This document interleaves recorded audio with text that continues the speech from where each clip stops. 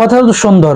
তো সেই লোক তারা তাদের কর্মীদেরকে শিখায় আল্লাহ তাআলার হুকুম ছাড়া অন্য কারো হুকুম আমরা মানব না, এবং কোরআন শরীফের আয়াত দিয়ে দলিল দেয় যে যারা আল্লাহ তাআলার বিধান ছাড়া অন্য কোনো বিধানে অন্য কোনো নিয়মে বিচার করে তারা কাফের।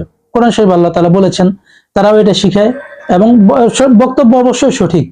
কিন্তু তাদের কার্যকলাপ যদি আপনি দেখেন, তাদের বাস্তবতা যদি দেখেন, দেখা যাবে যে যে দলের নেতা, যে দলের ব্যক্তি এই কর্মীদেরকে এই শিক্ষাটা দেয়, ওই দলের নেতার বাবা, নেতার ভাই, তারা এলাকায় বিচার করে, মানুষের বিচার করে, বিভিন্ন সমস্যায় বিচার করে, সমাধান দিয়ে দেয়।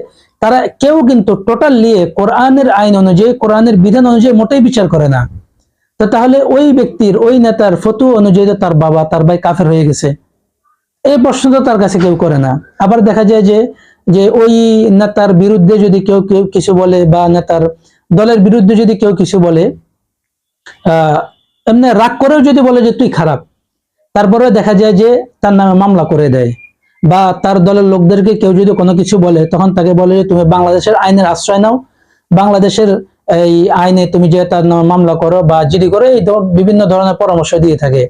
এখন বিষয় হলো, তাদের বক্তব্য হলো কোরআন থেকে তারা বক্তব্য এটা দিছে, যারা আল্লাহ তাআলার বিধান ছাড়া অন্য কোনো বিধানে বিচার করে তাদের ঈমান নাই, তারা কাফের।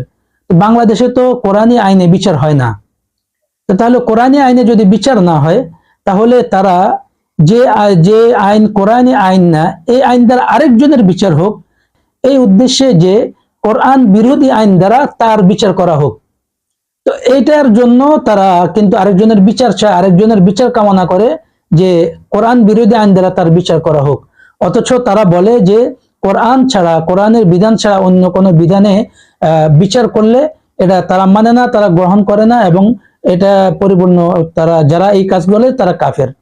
এই যে দেখেন তাদের কাজ আর তাদের বক্তব্য পরিপূর্ণ সম্পূর্ণ বিপরীত, একদম ধোঁকাবাজি, প্রতারণাপূর্ণ বিষয়, প্রতারণাপূর্ণ জিনিস।